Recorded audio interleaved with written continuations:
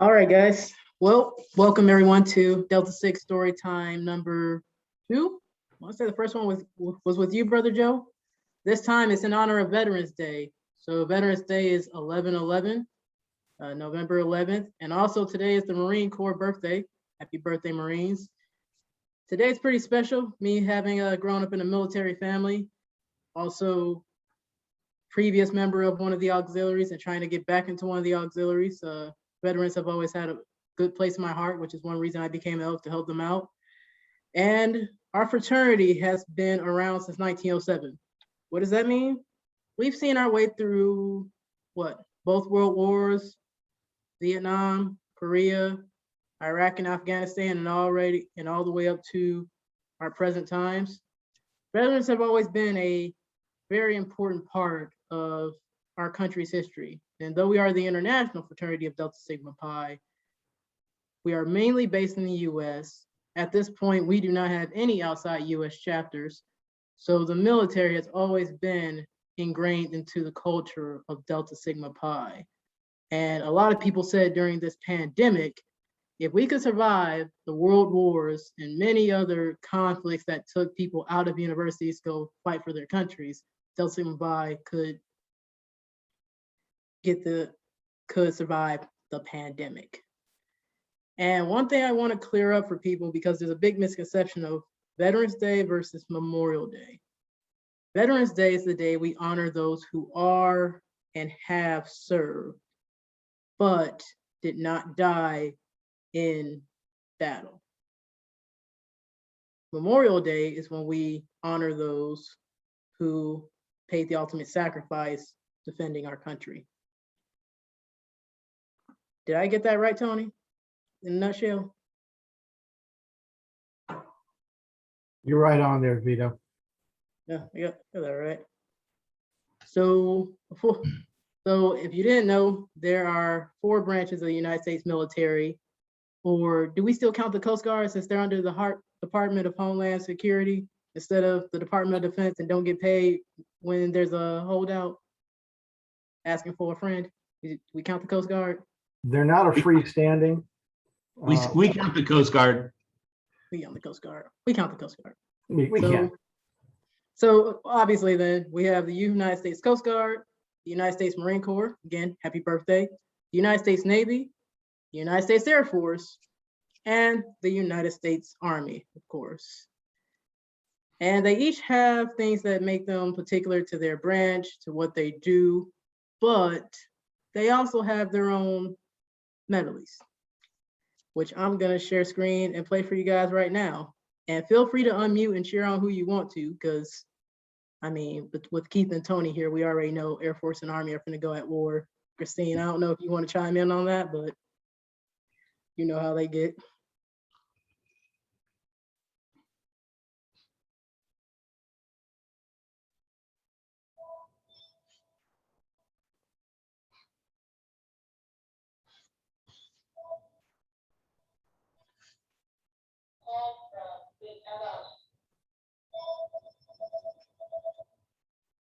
You guys can hear?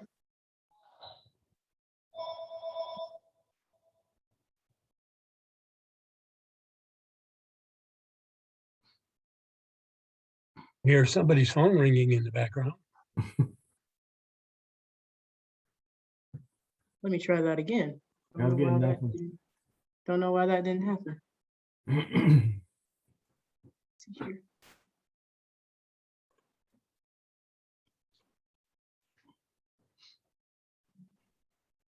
Happen. See here.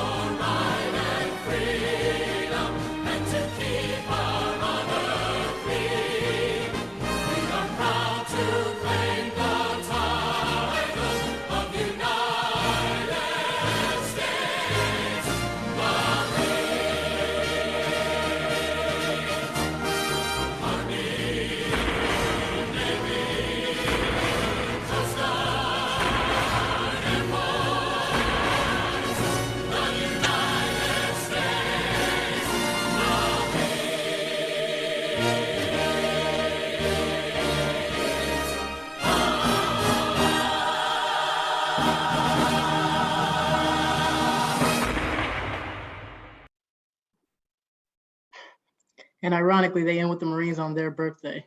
I think that statue, they might get some favoritism over that statue since it's so famous. That's just me though.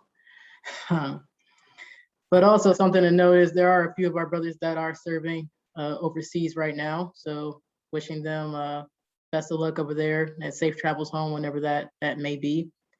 And also a lot of our collegiates do join ROTC programs, or some of them have just come back from serving when they joined Delta Sigma Pi using the GI Bill. So we got 3 speakers tonight, 3 of our brothers who have served or are actively serving. We have Mr. Tony Coe, who is a veteran of the United States Army. We have Brother Kristine Lee, who is a active Air Force reservist, and also, fun fact, a professional firefighter as a civilian. And our Capital founder, Keith, who is a retired Air Force. So first we're gonna go with Tony, then we'll switch through the panelists and have a good old time. Tony, floor is yours.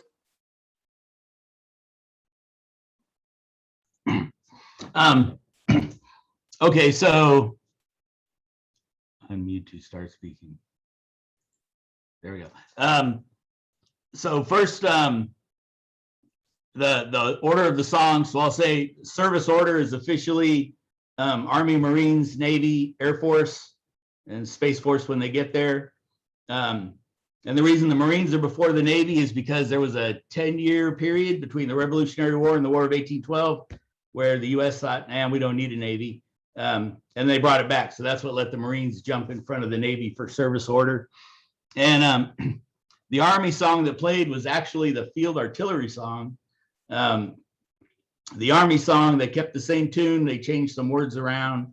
But as field artillery, I'm glad that was the first song. I don't know where to start. So I dislike school or classes. So I actually enlisted in the Army. I was still in my first semester of my senior year of high school. When the Army, spent all my time at Fort Lewis, infantry, got out and attended Cal Poly Pomona with a friend of mine, Adrian Avalos, who was the one who kind of got me into Delta Sigma Pi. You know, at the university and the union, there were the tables and all the socials had their side, and the non-socials had theirs. And there was a table Adrian hung out, and it had, you know, Brothers of Delta Sigma Pi, and we also had a relationship with Phi Chi Theta, who was still all female at the time. And I liked the group and what they did.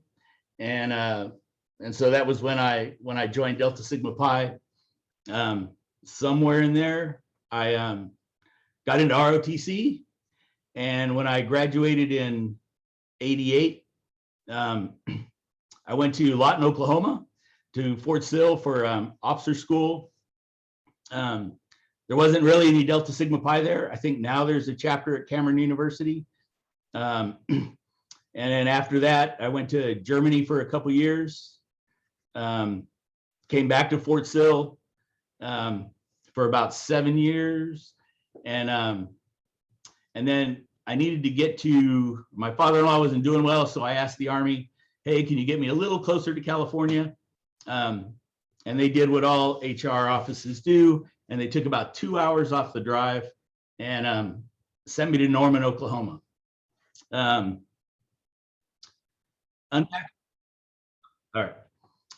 Unpacking my boxes, I found my pledge manual, looked through it.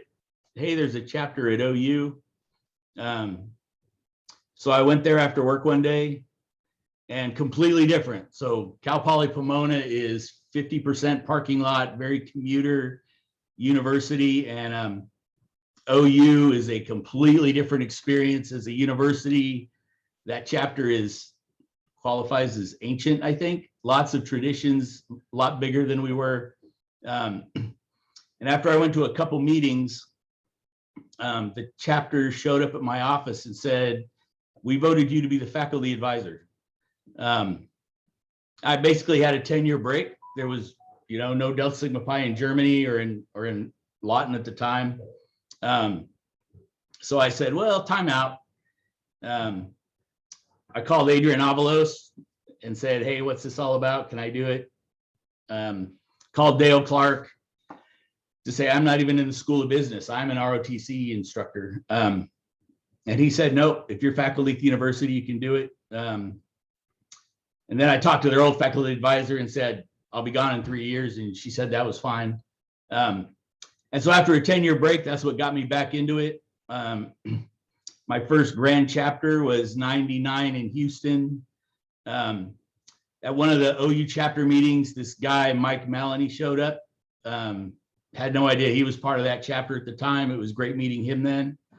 And then after that, I went to Fort Irwin in California. Not too close to anything, but I did get a chance to go back to Cal Poly and see the reactivation of my chapter and the Palm Springs GCC. And then I was in Korea for a couple years. Came back to the States here in San Antonio. I was DD for a new chapter at UTSA. So they started in 2006, and I was their DD from 2007 to 2013. Went to my own chapter's 50th anniversary. And over COVID, got connected with FRAC. So I currently still work for the military. I work for the Air Force on Lackland Air Force Base at a place called the Defense Language Institute English Language Center. We teach English to internationals before they go off to other DoD schools or back to their home country to work on their own language program. So one of the things is the Army dress uniforms are super expensive. So you look for every opportunity to wear it, and I could wear it at grand chapters. And one of the things that was really fun or interesting wearing my dress blues and later my mess dress was the number of brothers that came up and said, you know, hey, I'm specialist so-and-so in this unit, or, you know, I wasn't even aware of how many were actually in until I wore my uniform, and suddenly they would, you know, come say hi or come gravitate, and lots of great conversations with that. So that's my story. Okay. Thank you, Tony. Appreciate you sharing your story with us. Always, Tony tells great stories in general. So if you ever want to hear a good story about Delta Sigma Pi, the Army, or just anything, Tony's one of the guys you should look for. Next up, we have Brother Kristine Lee from the Lambdify chapter, which is actually the first chapter I had the opportunity to officially DD for. And I'll let you tell your story, Kristine. Thank you. So hi, my name is Kristine Lay. I crossed in 10 years ago, fall 2011, with the Lambdify chapter at Cal State Long Beach. During my time there, I was president and senior vice president. I was part of the blind family. We don't have, we'll have a few Lambdify brothers here tonight, but I was in the blind family, started by Sean Finley. I was lucky to pick up 3 littles, one whom I moved from California to Washington with. We ended up being roommates, taking on the big city with our big girl job straight out of college. I'm pretty close with my my line. GSP gave me a family. They all come to visit in Washington once a year. In college, I double majored in supply chain management and business management. And I was lucky enough to land an internship during my junior and my senior year at the Boeing Company, initially working on commercial aircrafts and purchasing and negotiating with suppliers.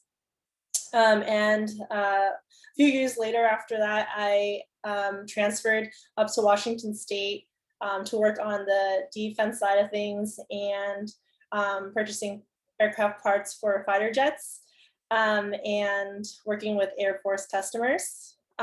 So that kind of leads me into my military background. I am Staff Sergeant Kristine Lay, E5, equivalent in other branches.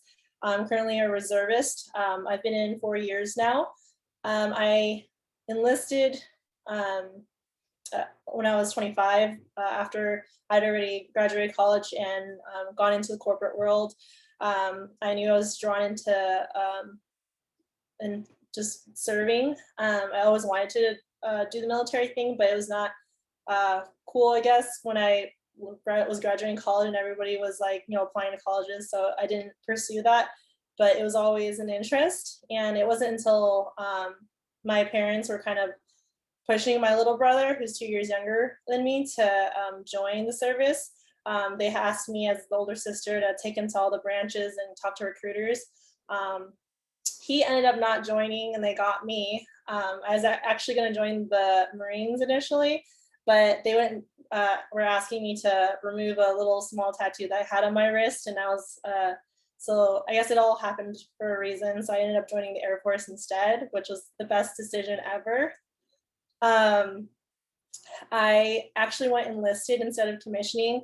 I knew that I wanted the enlisted experience first and then commission afterwards. So I'm currently with the 86th Airport Squadron at Joint Base Lewis McChord up in Washington.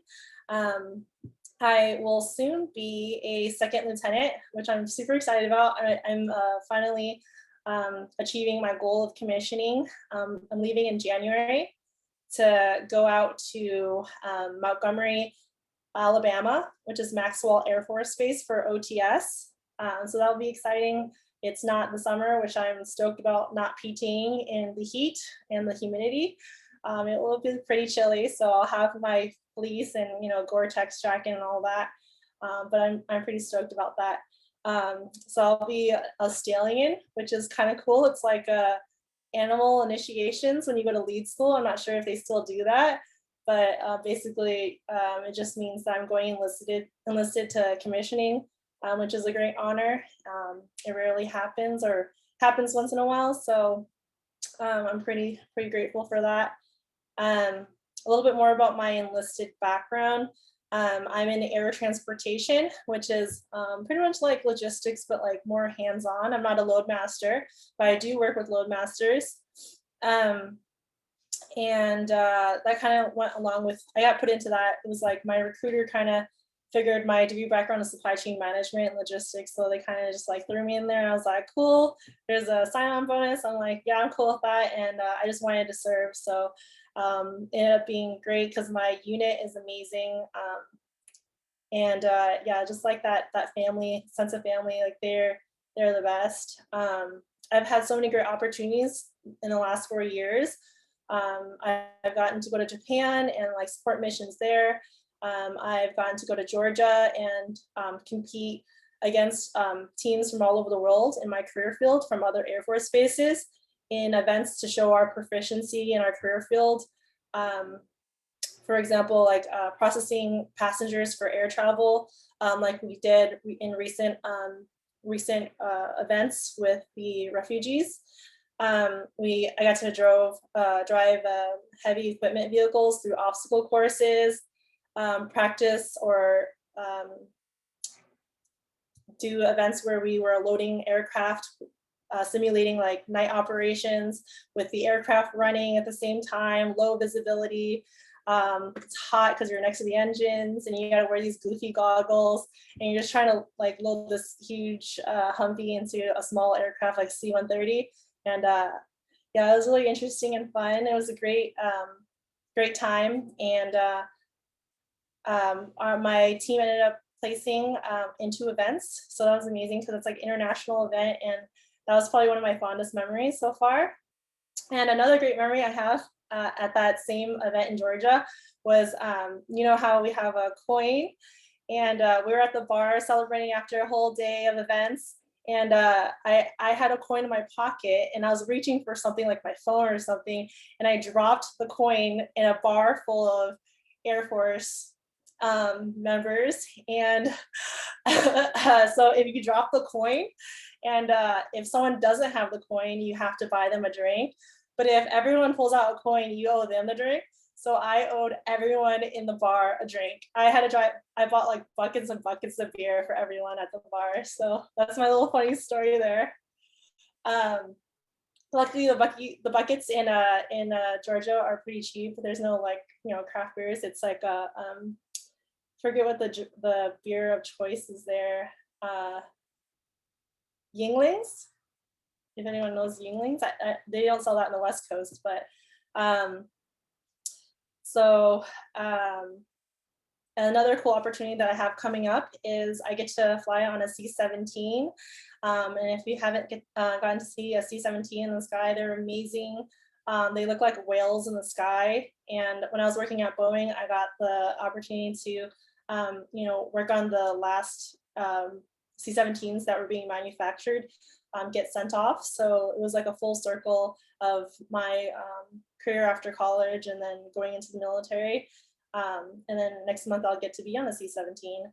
We have 50 C-17s at McCord Air Force Base, which is pretty cool, getting to see a flight line full of C-17s, and then you got Mount Rainier in the background. It's majestic with, you know, the sunsets.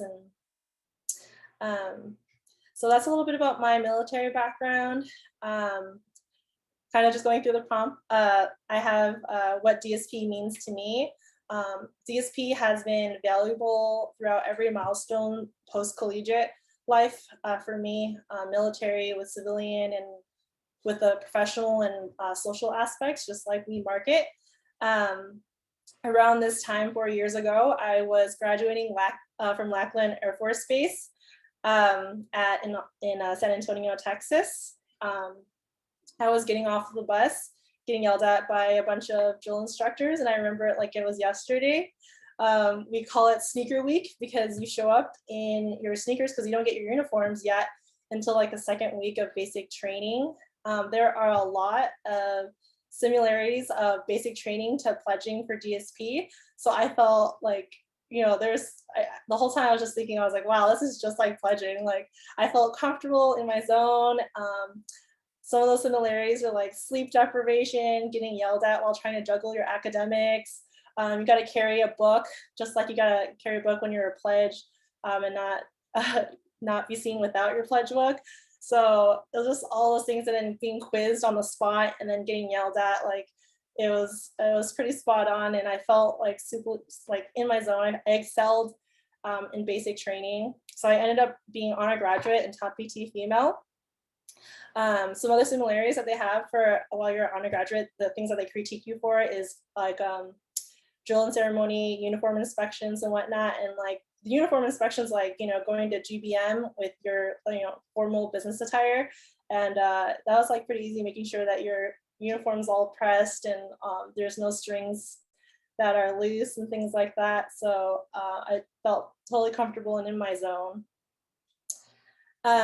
So my civilian side, I'm a career firefighter, and DSP has also prepared me for that. It was a really difficult time trying to get into the fire service. It's really competitive, but I felt DSP prepared me because I killed it in the interviews, just being polished and having my resume, well-written cover letter, everything professionally binded, helped me really stand out, and I'm really grateful for that. And I ended up graduating my fire academy class as nominating to be the one most likely to become a fire chief.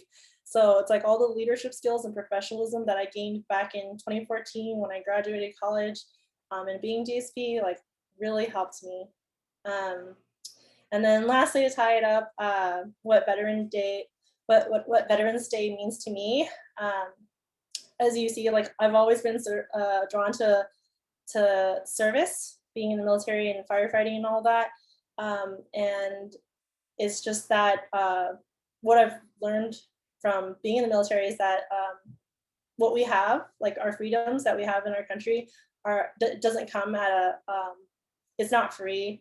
For example, like just feeling safe, having clean water, being able to provide for our families, like having that firsthand experience of being in the military really made me realize that, you know, it all comes at a price. And that's why I'm so grateful I know that Memorial Day is about people that have paid the ultimate sacrifice, but Veterans Day is for all of those who have served and are serving.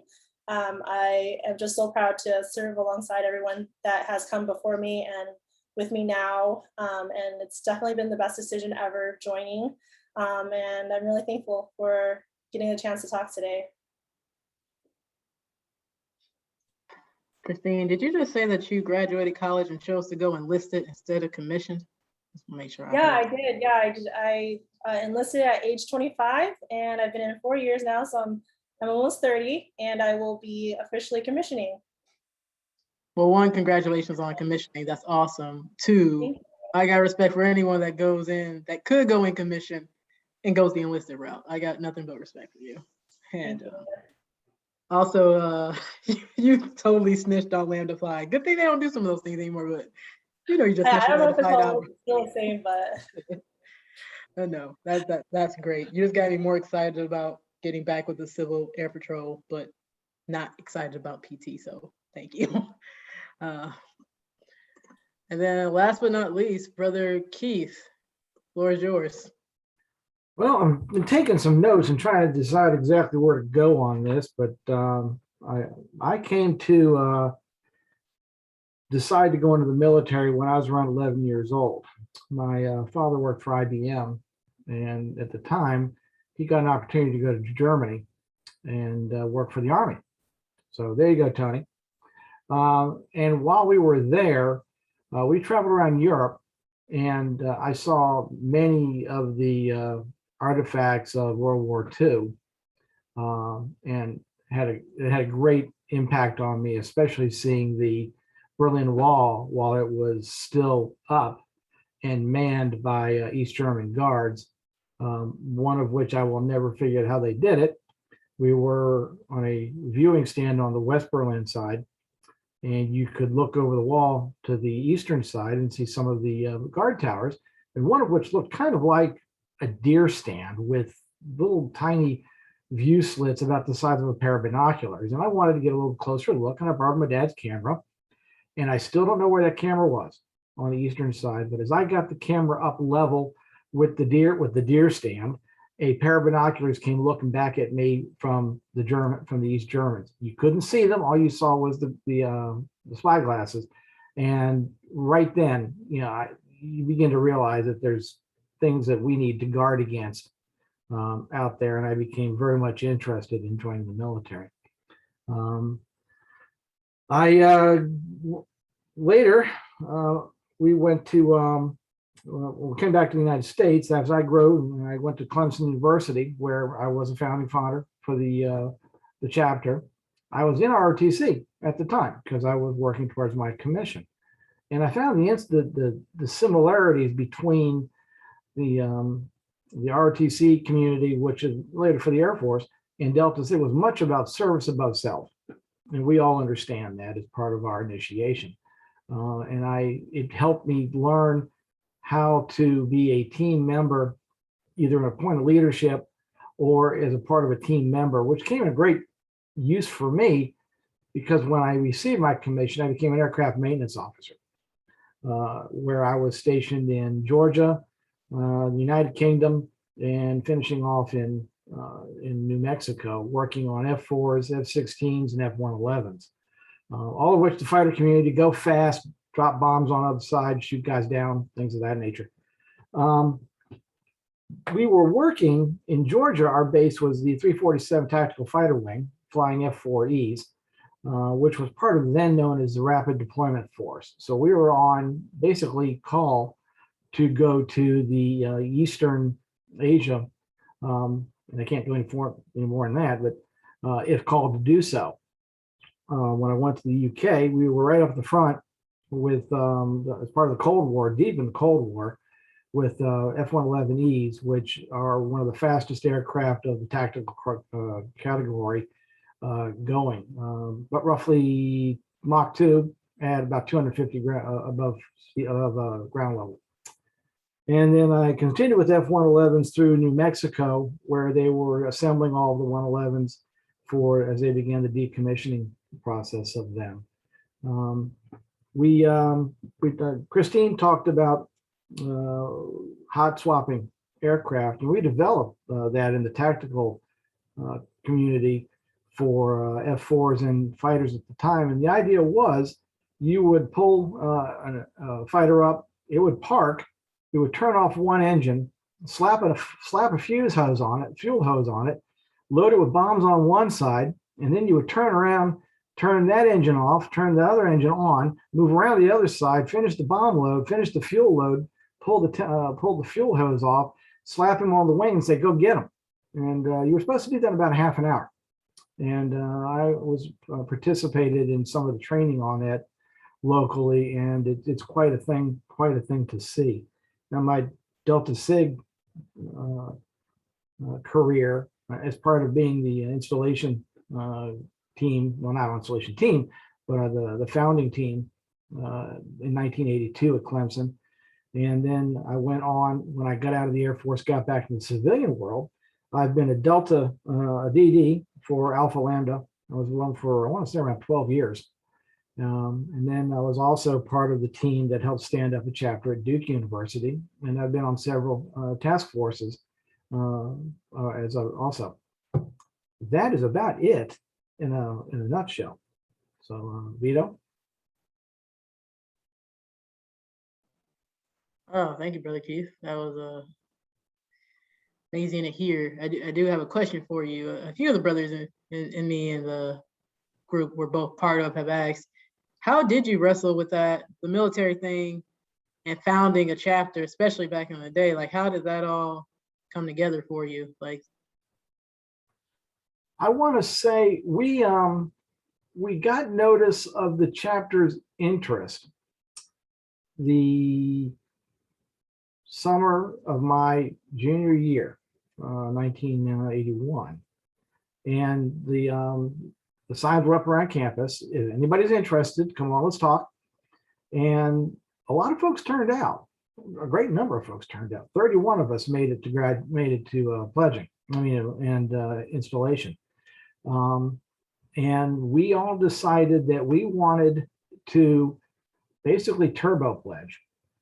And the challenge was given to us. Can you guys make it for early 82 in advance of Grand Chapter that year? And we all said, well, yeah. And we did. Now, that took a lot of teamwork.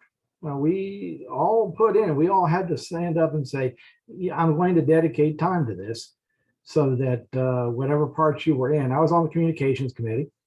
and I also served as junior guide. So we had, parts that we had to play, and you had to show up, which, as we know from the civilian world and the world of work, that's what you got to do. You got to stand up when your number's called and be there. And that's how it worked out. Okay, awesome. Well, we got a couple minutes left, so I want to just ask you, Tony and Kristine, a couple questions that got asked of me when I started planning this, and just can each one of you say, is there, for the brothers out there and people in general watching this, that, well, what's something you would like people to know about those who serve in the military or veterans in general that you think is either misconstrued or not commonly known or something like that? And since you already are unmuted, you go first, Keith. Oh, okay. A lot of GIs, especially when I was interested in joining the military, that's the middle of Vietnam. And they got a bad shake in terms of being ruthless, bloodthirsty. GIs are not that way. I've discovered almost to a person, the persons that I served with and the people that I know now, there's a deep love of country there. You do it because you want to. Uncle Sam basically promises you 3 meals and a place to sleep and something to wear when you go to work. Beyond that, not a lot of promises there. And they don't even guarantee you're going to get out of it alive. You're told up front, this could be a one-way trip. Not many people want to sign up for that unless you really, really want to be there and you think that you have a purpose and a calling to be there. All right, thank you for that. I totally agree with everything you said. What about you, Tony?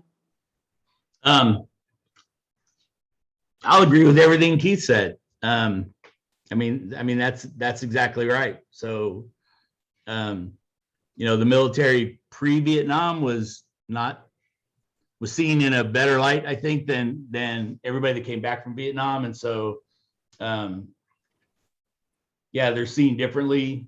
So I'm doing the, go through old Deltasigs and catalog or tag data, whatever, and it all started with Jim, if he's still on there, his story about a chapter that bought a tank. But just going through the old Deltasigs and the alumni, where are they now, or I forgot the title of the thing, and there was a lot of Deltasigs that were commissioning as second lieutenants and going on between military assignments and everything, and and then after Vietnam it kind of faded off, but really everything Keith said. All right, and what about you, Kristine? Can you read the question one more time? What's something you would want brothers and people in general to know about veterans or serving in the military that you think is maybe misconstrued as an untruth, or just something people don't know about those who have served? I think just since I've been in the military more like in the recent days and current events, like I think everyone joins the military for a different reason. A lot of people join to go to pay for school, and I think there's maybe like those who maybe that see the military in a bad light, that, like I mentioned previously, like all the freedoms that we have, like it really, like there's people there that protect those freedoms that we have, and you can see that when you travel to other countries and people who like the refugees, they don't feel safe in their home country, and they're looking for a safe haven. And we luckily don't have to worry about things like that. So yeah, like being in the military is an amazing experience. Like it's not just like how it is in the movies, like you have to be a certain way, but there's so much diversity, people from all walks of life, different races, ages, and I feel like the military nowadays is really forward moving in technology, policies and everything. So I'm really optimistic about the future of the military, and that's something that I would like to share with other people. All right, great. Any of you guys can answer that. Something as a DD that always troubled me is, and also as a collegiate, I saw sometimes when we would pick pledges, there was always concern about those who may be in ROTC, or even those who had my school was very military friendly. So if you had served, you had your GI Bill always went through our financial aid office, no problem. There was always hesitation sometimes with brothers to let veterans and sometimes ROTC members join the pledging process. And it never was really about their time commitment. It just seemed to be a stigma there. Anyone want to give a little encouragement to those who either give encouragement to those military members who are coming back and going to school to pledge DSP, or to tell the chapters what they really should be looking at when someone who has that military experience says they want to be a Deltasig? Let me chime in a little bit here. Of course, Brother Joe. Joe Gold I, was retired Air Force, by the way. Yes, indeed. Thank you. I just told Kristine I was enlisted and got a special assignment. I was TDY to the University of Kansas. That was my job. I forgot to tell my boss and didn't get a haircut for the the year that I was there. But besides that, I was enlisted and then went to college. And after that, after graduating, then applied for and got my commission. So the chapter didn't have any issue. Well, they did. They did have a little issue with me. Well, he's not on the campus. He's what are we going to do with him? He's peculiar, but they still let me pledge, and here I am. I think it's worth telling the chapters that one of the things that is drilled into you for your training, whether it be basic training, OTS, ROTC, the academy, is responsibility. And when you say you will do something, you will execute. So if you bring in a GI, whether they were enlisted or commissioned or a warrant officer, and they come to the chapter and desire to be a part of it, I don't think you quite understand sometimes exactly what you're getting. If they are read into the mission and are part of it, they will perform. They will execute what they tell you they will do. And more often than not, all you need to do is give them the parameters of what needs to be done and just get out of their way and let them go. They'll take care of it for you. And as you progress, you are given all the responsibilities that you can handle, and sometimes more than you think you can.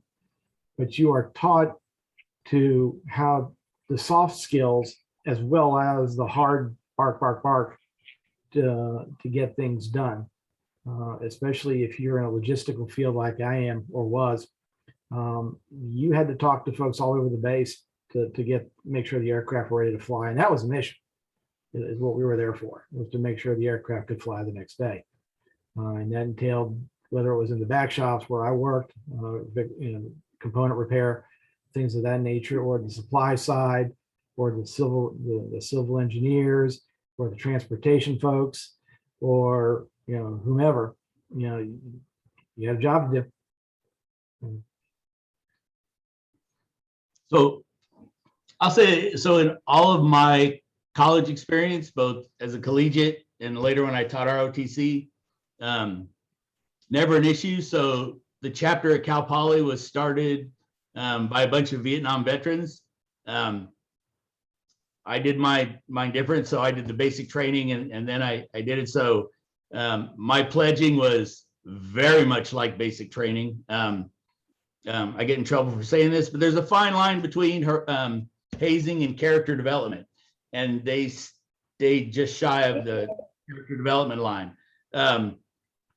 matter of fact, if you weren't an accountant, I would say 75% of the other brothers, if you weren't in the military, you worked for a defense contractor.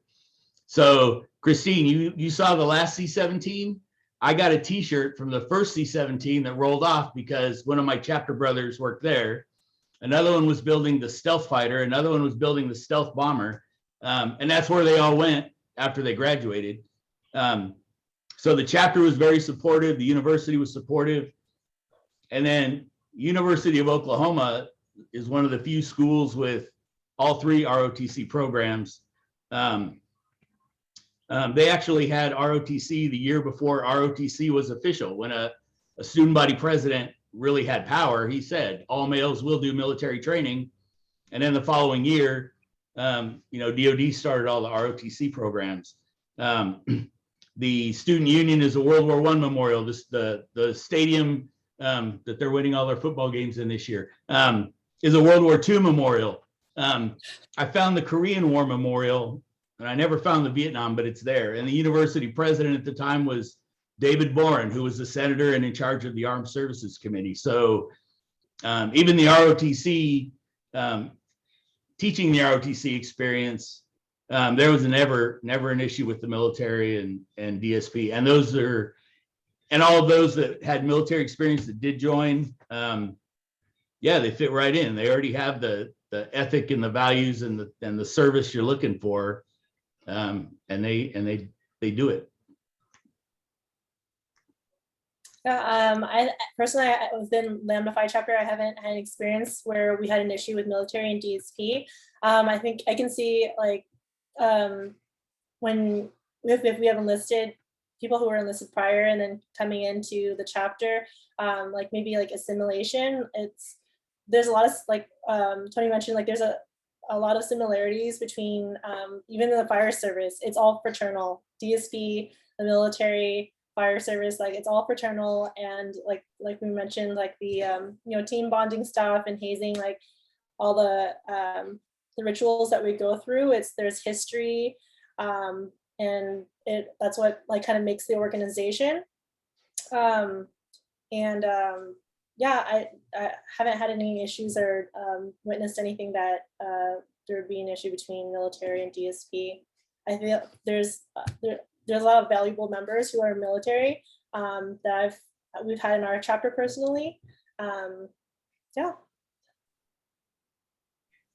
All right, and last question, and Kristine, I'm gonna ask you the question. I think you might need a chance to think on it. So I'm gonna ask you a question, then Joe, Tony, Keith, I'm gonna ask you a different one. Kristine, as someone who hasn't been connected to the national fraternity, like I know you're still close with, Lambda Phi and them, but someone who hasn't been that connected to DSP in the past couple years, how, what is something, I guess honestly this, when I reached out to you and said, hey, I'm doing this event, can you come back in the fold and do this? What were you kind of thinking? What were some of your first initial thoughts and how did you feel about it?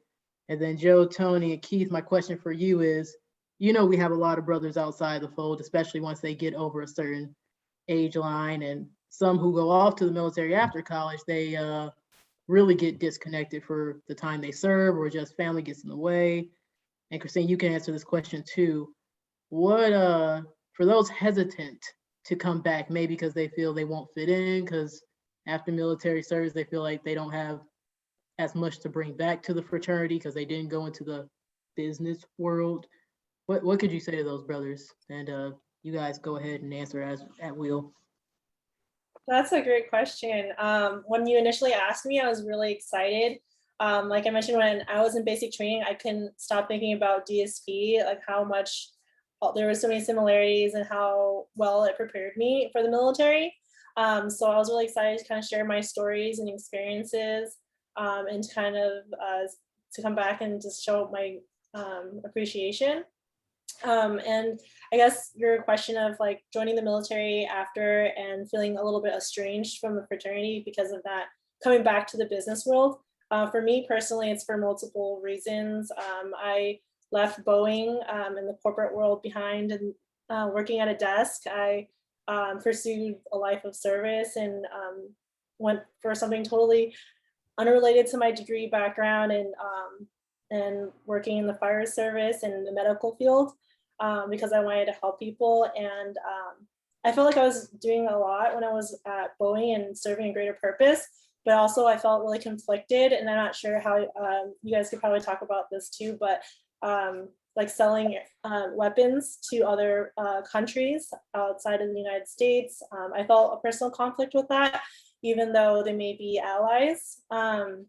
Just in general, just building weapons. But being in the military, I guess it's a different sense of service where we're serving and protecting and just finding my place of fulfillment. I just, in those ways where my life path went, I do feel a little strange from the fraternity because I'm no longer able to provide the professional mentorship and professional development if I had stayed in the corporate world. Kristine, before anyone else answers, I'll just say there's a lot of brothers that will probably love to hear your story and see you as a mentor because you did make that one career pivot, and two, seeing you go into a different area of, you got your business degree, now this is what you want to do with your life. So I got at least 5 brothers that are collegiate that probably would love to talk to you. Just saying. Yeah, I have a GI Bill to go get my MBA that I don't need. Great. All right. I think Kristine hit it when she started. The key is really asking. If you run into somebody and you're doing your, hi, how are you? Who are you? Where are you? What are you? And you see or you hear they're a brother, then you ask them to join you to participate. And they say, oh, okay. It may take a bit, but they'll say, okay. And that's how you get them back in. First, they got to know about it being whatever is going on, and having something for them to participate in. Everybody, all of us change in our life from kindergarten to graduation to old farts. It changes, your time in life, your perspective may not change so much, but your activity may. And it's simply that ask. Hey, come on, I'd like you to join with me. Do this, do that. And you get them back in. Old fart's kind of harsh. I think we call Oh, it no. seasoned No. alumni. You're as old as me, you're an old fart. I mean, that's how I came back, is after a 10-year break, was the collegiate chapter, just coming in and saying, hey, we elected you faculty advisor. And it got me back, attended my first GCC, and I've, except for the time I've been overseas or something, I've stayed active and did it. But I don't know that I would have if the chapter hadn't, it was fun going to O'Connell's and visiting the chapter, but I don't know how active I would have been later if they hadn't voted me to be chapter advisor and asked me to do it. I kind of searched it out, Vito, after I had gotten out of the service and kind of reestablished myself in the civilian world, which is kind of transition, to be honest with you. I found out that we were one of the many iterations we've had in the Raleigh-Durham area of trying to start an alumni chapter. One of these days we're going to do it, dang it. I plugged back in with the alumni folks, and shortly thereafter, the call came, would you be willing to be DD for Alpha Lambda? I had never thought about doing something like that. But I said, well, if you need me, sure, I'll give it a shot. Well, it went on for many years.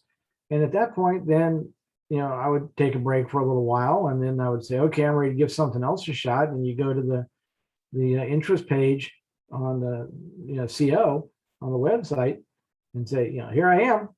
It's kind of like taking the King's shilling, want to enlist again, because if they find something that they think you're capable of doing, you will get a phone call, or an email. But it's first, like Joe said, all you gotta do is ask. Call the central office before you fill the form out. I've got this kind of skill. I'd like to help, something or another. Big, small, or little, we'll take it. Yeah. I say up until last month, I say give me a call. I'll find a great panel for you to be on, or I'll connect you to the right folks now. Mhm. It's all a case of Tony, not always what you know, it's who you know, kind of thing. I'm gonna get the video shared for God Bless America. I actually found the video from when they did the first baseball game after 9/11. Diana Ross saying God Bless America in New York. So gonna play that. But I just gotta ask Joe, Kristine, and Keith while I get this set up. How do you guys feel about the Civil Air Patrol? Trying to smile when I say that. Actually, they do a good service for the Air Force. I mean, all of the auxiliaries amplify the mission of their parent service. So you have to kind of, where they are. The Civil Air Patrol has a long history of serving the U.S. Way back to World War II. I think you mentioned that to me. But they are involved in countless numbers of search and rescue missions around the country where they've got civil pilots in an aircraft registered to the United States Air Force with equipment that the military uses to find lost hikers and children and any number of things. The coasties, I can't help but give them props. When something hits, there's a little known, when Hurricane Andrew went through Louisiana and New Orleans, while they were busy arguing to see who was going to be in charge, the Coast Guard district commander turned to his district and said, fellas, you do this all the time, go get them. And that's what they did. They were out there rescuing people in and around New Orleans after everybody else finally figured out what they were going to do. I'm not trying to downplay the regular military, but the coasties were ready for it. That's their job. And they're like, let's go. They brought everybody else in and it worked from there.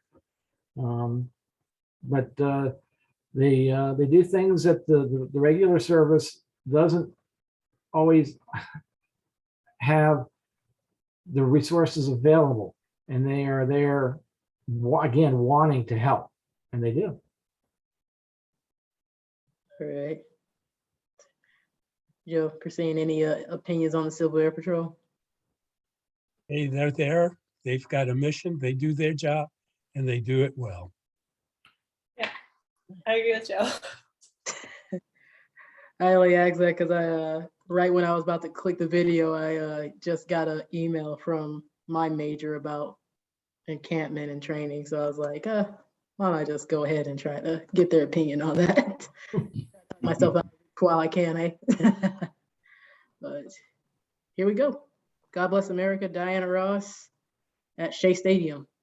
The 21st of September, 2001. Choir from Brooklyn.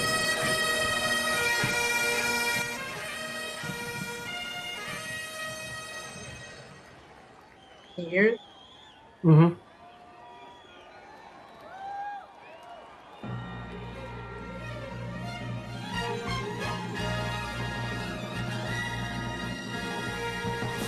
God bless America, land that I love.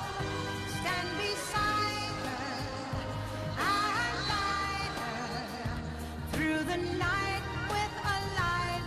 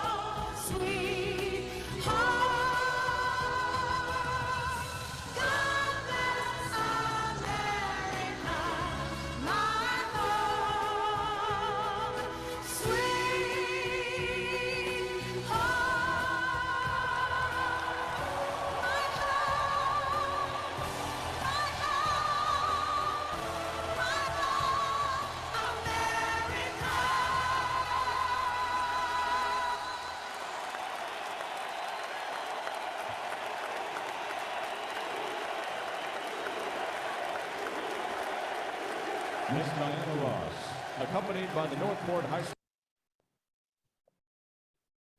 Well, that one always gets to me. Well, I want to thank you, all the panelists, Kristine, Keith, Tony, and man, Joe for providing their commentary tonight.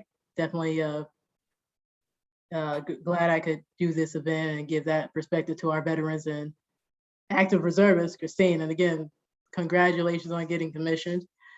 And thank you all for coming out tonight. I'm gonna stop the recording, and you guys can stay back and chat for a little bit if you like or whatever. And again, happy birthday to the Marine Corps.